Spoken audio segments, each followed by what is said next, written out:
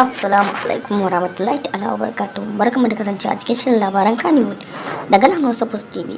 Idan yau ne barkan ka zuwa na channel din ku danna mana subscribe kana ku danna kararrawar sanarwa ta yadda mu dinga sanar da ku da zarar mun dora sabon shirin mu.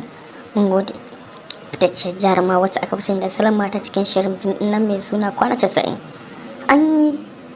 An yi shige na fice an cire ta daga shahararren fim din mai suna Kwana 90 sai dai kash an nemi ta dalilin taccin shahararrun tashan nan mai suna Arewa 24 akan menene dalilin sawa a cire wannan fitacciyar jaruma ta cikin shirin Kwana 90 sai dai kash jarrabawa ce ta komai da komai take faruwa a kirin wannan abu inda akai a faɗi dalilin sai dai kash gidan jaridan ma ba su samu labari akan dalilin da yasa suka cire jarumar ba, kuma ba a ga wani bidiyo na ɓatanci na jarumar ba.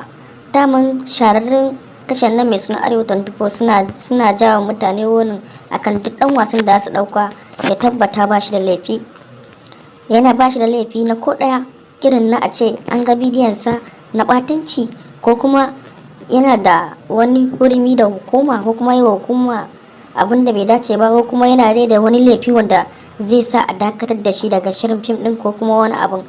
To ya dai kash su wannan har yanzu ba su faɗi me dalilin ba, sakamakon abin da ya faru da Safara'u, inda ya sa wani bidiyon ta na iskanci ya fita social media inda fitaccen fina-finan na Arewa 24 suka ce ta akan dalilin suka ce ta daga fim din suka saka wata.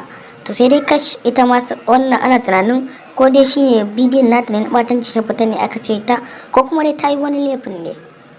Kar ku manta ku danna subscribe kana ku danna ƙararrawar sanarwa ta yadda mu dinga sanar da ku da zarar mu ɗora sabon shirye-shiryen mu. Mun gode.